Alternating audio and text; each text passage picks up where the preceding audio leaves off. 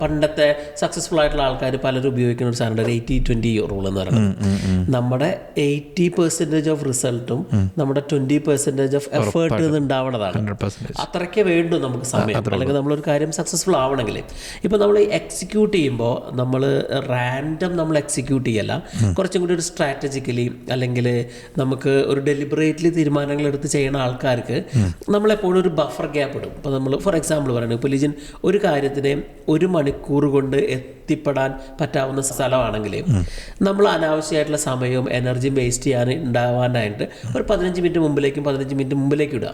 ഇപ്പോൾ ഒരു അപ്പോയിൻമെൻറ്റ് ലിജിന് വേണം, ഒരാളൊരു സമയം വേണം. ഇപ്പോൾ ലിജിൻ തോന്നുകയാണ് 1 മണിക്കൂർ കൊണ്ട് തീരാവുന്നതാണെങ്കിൽ ഒരു 10 മിനിറ്റ് അങ്ങോട്ടും ഇങ്ങോട്ടേക്കും ഫ്ലെക്സ് ചെയ്തിടാം. It is okay.